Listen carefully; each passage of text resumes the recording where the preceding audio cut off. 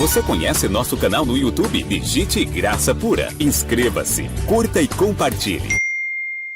Bom, abençoados, vamos conversar aí um pouco hoje sobre um tema bastante conhecido para aqueles que já estão em graça há mais tempo, já foram revelados há mais tempo, né? Vamos falar mais uma vez sobre o pecado e vamos também falar para aqueles que estão chegando hoje, né? André, que negócio é esse que não tenho mais pecado? Vamos falar aqui, abençoado, você não pode mais pecar. E o tema dessa mensagem é isso. Por que não tenho mais pecado?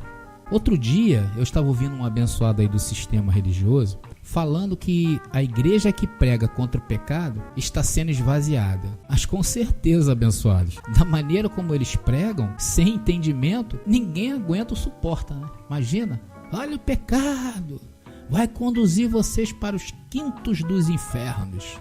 Mas em graça, falar sobre pecado é algo sensacional, é algo que nos fortalece. Falar sobre o pecado em graça é fenomenal. Porque nós falamos o que sabemos, nós falamos daquilo que lemos, nós falamos daquilo que entendemos, falamos as revelações de Deus para este tempo. E da maneira como vamos falar hoje sobre o pecado, te deixará vitorioso e triunfal. Olha, essa mensagem ela terá 3 partes. Primeira parte, a definição bíblica de pecado. É importante você saber o que a Bíblia diz, o que é pecado. Segunda parte, quando entrou o pecado no mundo. E a terceira, quando saiu o pecado do mundo. Então prepare-se para o que você vai ouvir. Se você já ouviu, aproveite, porque sempre aprendemos coisas novas. Se você nunca ouviu, anota tudo o que for referenciado nesta conversa e depois confira, por favor, ok? Bom, então vamos à primeira parte, que é a definição de pecado. Para que entendamos sobre o assunto, precisamos dar pontos a essa conversa, ok? Então o primeiro ponto e um dos principais é saber o que é pecado. Você sabe o que é pecado? Abençoados, todos têm uma definição sobre ele. Inclusive, o pecado já fez exércitos se renderem na história. Se você sabe da história, existiu exércitos que se renderam por conta do pecado. O pecado já aprisionou reis, já aprisionou imperadores. O pecado, quando mal entendido, é uma força muito grande. E o pecado é muito mal entendido por todas as religiões e seitas do mundo têm uma definição para pecado. Se você perguntar, por exemplo, a um budista, ele vai dizer o que é pecado segundo o ensinamento ao qual ele está exposto. Se você perguntar na Umbanda, o líder lhe dirá o que é pecado segundo as filosofias do umbandismo. E assim segue todas as religiões. Cada uma tem as suas definições segundo a base do que creem. Mas nós vamos nos ater no que nós cremos, que é a Bíblia, como nosso norte, como a palavra de Deus. Então, para nós, o que importa é o que está escrito. E se está escrito, abençoado, eu e nós cremos, né? A pergunta é: os cristãos têm uma definição bem forte para o que é pecado? Abençoados, definitivamente não. Vejam aí esse mar de denominações que existe dentro do cristianismo. O cristianismo é a religião mais dividida do mundo. Para algumas denominações, por exemplo, pecar é beber Coca-Cola. Para outras, ir à praia não pode. Xingar palavrão é pecado.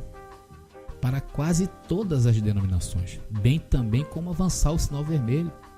Ou seja, qualquer ilicitude social ou até mesmo criminal, ou na visão exclusiva de um líder, dependendo da denominação, tudo isso é pecado.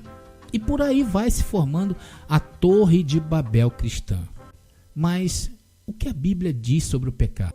Bom, abençoados, quando você lê pecado na Bíblia, ela terá 2 origens. A primeira, ela é do hebraico, a língua original do Antigo Testamento. Vem da palavra ratá, que quer dizer errar o alvo ou mudar de direção. E se você ler o Novo Testamento, vai estar em grego. E isso remete à palavra hamartia. Significa também a mesma coisa, errar o alvo. Falha em atingir a marca, falha em alcançar a finalidade para o qual se foi criado. O pecado afetou a todos que vivem desde o início dos tempos, e isso é uma verdade. Então, abençoados, chegamos aí a uma definição bíblica do que é pecado. Toda vez que você ler a palavra e ver a palavra pecado, saiba que é basicamente errar o alvo, e ponto. Agora, daí vem uma outra pergunta riquíssima. E toda pergunta bem elaborada precisa ser respondida. E toda pergunta nos faz pensar numa resposta. Isso é interessante, que a pergunta ela vai nos fazer pensar. E nós vamos responder nessa mensagem. Se pecado é errar o alvo, que alvo seria esse? Aí é que mora o pecado. É aí que mora o perigo. Muita atenção agora, a partir desse momento da mensagem. Será que o alvo ao qual todos uniformes pensam que pecado é errar o alvo, será que todos eles concordam sobre o alvo ou o que é o alvo? Será que todas essas denominações, elas concordam unicamente que errar o alvo é uma coisa só? Ou que alvo é esse para ser acertado? Claro que não. Por quê? Porque, abençoado, cada denominação tem um alvo diferente. E será que realmente atravessar o sinal vermelho? Será que xingar um palavrão? Será que beber bebidas alcoólicas? Será que fumar? Será que andar sem camisa? Será que tudo isso e mais os devaneios de certos líderes imaginam é pecado? Vamos ver então na Bíblia quando o pecado apareceu pela primeira vez no mundo. Vamos ver. Quando Deus disse: de tudo podeis fazer no Éden para o casal Adão e Eva, podem fazer tudo, ao menos tocar, comer a árvore do conhecimento do bem e do mal. Nem pensem em fazer isso. Deus deu uma ordem. Deus deu um alvo. Aí você vai começar a entender. E o que você acha que Adão fez? Comeu. E quando ele comeu, o pecado, apareceu. E logo de cara, Deus já mostrou para nós que pecar é o quê? Desobedecer. Pecado é desobedecer, porque o alvo não foi atingido. E desobedecer o quê? Aquilo que o seu líder fala, o que é pecado ou não? Tirado da sua mente? Pecado é dar o sinal do meio com o dedo? Isso é feio, mas não é pecado, ok?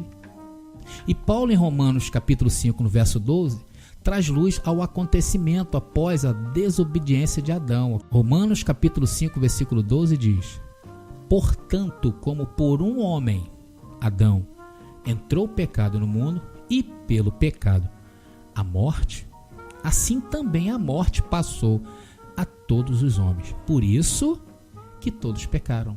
Romanos capítulo 5, versículo 12 teve um fim, tá?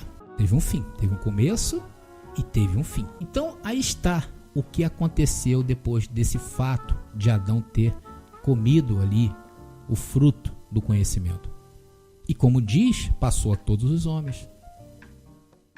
É importante frisar, abençoados, que o pecado ficou resumido à carne, ok? Tanto que Paulo, mais uma vez em Revelação, começa a dar nome aos atributos carnais, hoje em graça. Isso em Revelação. Está lá, Gálatas capítulo 5, versículo 19. É só você ler Gálatas capítulo 5, ok? Vai ver lá todos os atributos da carne. Agora põe atenção no verso seguinte de Romanos 5, no versículo 13. Vamos lá, Romanos 5, 13 diz: 13. Porque até a lei estava o pecado no mundo, mas o pecado não é imputado não havendo lei. Olha, são duas coisas importantes, duas coisas que você precisa anotar. Porque até a lei, sublinhe essa palavra lei, ela será o centro dessa mensagem, ok? Paulo está dizendo que o pecado entrou no mundo por Adão, como por um homem, e de Adão até a lei, o que ele está dizendo? Que o pecado estava no mundo. Ok? E que lei é essa que Paulo está se referindo? A lei de Deus. Aquilo que Deus falou. Deus falou, não coma, e o homem come, é pecado, transgressão. Pecado é, na mais pura essência, transgressão de lei. E que lei é essa? A lei de Deus. Mas Paulo faz uma ressalva importante. Ele diz que o pecado não é imputado não havendo lei. Isso é muito importante você saber. Porque de Adão até Moisés, a lei não tinha como enquadrar aqueles que pecavam. Por quê, André? Porque depois que o homem caiu, depois que Adão pecou, Deus não deu mais nenhuma lei até Moisés para que o homem se guiasse, entendeu? E a lei não é a do seu líder quando te diz que você não pode ir à praia, por exemplo, que você não pode beber mais e tantas outras coisas. Não é isso. E como eu disse, no período entre Adão e Moisés, o pecado estava no mundo, porém sem poder atribuir ao homem por não haver lei, ok? Então não havia lei, não tinha como enquadrar o homem. É muita revelação, hein, abençoado? Vamos lá, vamos seguir.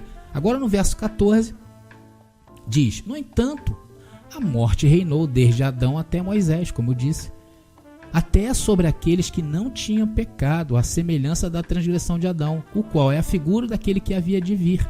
Como eu adiantei, foi de Adão até Moisés. A morte. Por que a morte? Porque a morte reinou. E que morte é essa que Paulo está falando, abençoado? Será que foi a morte carnal? Não, é a morte espiritual. Então podemos afirmar biblicamente que a partir da entrada do pecado no mundo, o homem estava tecnicamente morto, sendo que morto em espírito. O homem estava morto espiritual. Ou seja, nesse período que compreendeu de Adão até Cristo, a carne estava viva e o espírito estava morto. Então, como não havia um parâmetro de condenação, pois sem lei não tem como atribuir, Deus levanta Moisés e fala, vou te entregar uma lei. E ali tinha mandamentos para todos os gostos. E a maioria dos mandamentos eram de cunho carnal. Quem conhece a lei sabe que a lei foi feita para a carne, não é para o espírito. Até porque não poderia ser para o espírito, pois o espírito do homem dentro do homem estava morto. Então, quando Deus entregou a sua lei para Moisés, era para que o homem pudesse cumprir e assim estar diante de Deus novamente, sem pecado, como na origem, lá no Éden. Deus até mandou construir uma casa terrena para ele, chamada igreja. Deus mandou construir o templo. O templo foi naquela época, hoje chamam igreja. Logo, a partir de hoje, você está sabendo que nem tudo o que nos ensinaram sobre o pecado é pecado. Por quê? Porque pecado é transgressão de lei. Que lei? A lei que Deus deu a Moisés. Então, ali enquadrava o homem. Então, a partir de hoje, você sabe que essa lei não é a lei do seu pastor. É a lei de Moisés, tá? E antes de prosseguirmos para a segunda parte dessa mensagem, lembre-se que sem a lei não há como punir, ok? Não há como punir. E você pode estar aí com alguma pulga atrás da orelha dizendo, poxa, de repente querendo perguntar para mim, como se não havia punição, André, sem a lei de Moisés, e Deus pune a todos no Éden. Abençoado, realmente, Deus puniu ali a todos no Éden, mas isso é um assunto para uma outra conversa. Nós já temos algumas mensagens aqui na Graça Pura, no qual nós abordamos isto, tá? Mas agora eu não vou falar sobre isso. Mas fique ligado, abençoado. A qualquer momento eu vou vir com essa mensagem aí, explicando o que foi Deus, o que Deus condenou ali no Jardim do Éden, né? Não foi condenação eterna não, tá? Só para matar aí o negócio, tá? Então fique ligado, abençoado. Então, conforme a conversa e a proposta da mensagem de hoje, é por que não tenho mais pecado. Descontamine-se. Graça Pura.